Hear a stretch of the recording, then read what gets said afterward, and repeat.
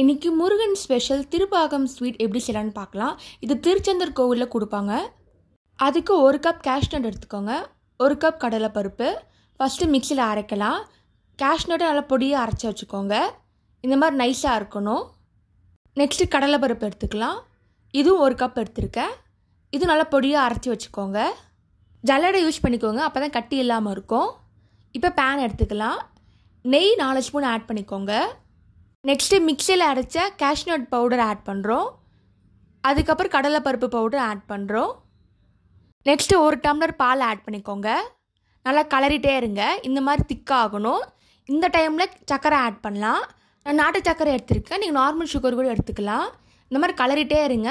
நல்லா திக்காக இருக்கணும். அல்வா கன்சிஸ்டன்சியில் இருக்கும். இந்த ஃபுல் குக்கிங்கு நீங்கள் லோ ஃப்ளேமில் தான் பண்ணணுங்க, அப்போ தான் கரெக்ட் டெக்ஸ்டர் கிடைக்கும். நல்லா கார்னிஷ்க்கு பாதாம் ஆட் பண்ணிக்கலாம். ஒரு சுவையான திருப்பாகம் ரெடி ஆகிடுச்சு. நீங்களும் ட்ரை பண்ணி பார்த்துட்டு எப்படி இருக்குன்னு சொல்லுங்கள். இந்த மாதிரி சிம்பிள் ரெசிபியில் யூடியூப் சேனலில் போட்டிருக்கேன், அதையும் மறக்காமல் செக் பண்ணி பாருங்கள். தேங்க்ஸ் ஃபார் வாட்சிங். லைக் பண்ணுங்கள், ஷேர் பண்ணுங்கள், சப்ஸ்கிரைப் பண்ணுங்கள்.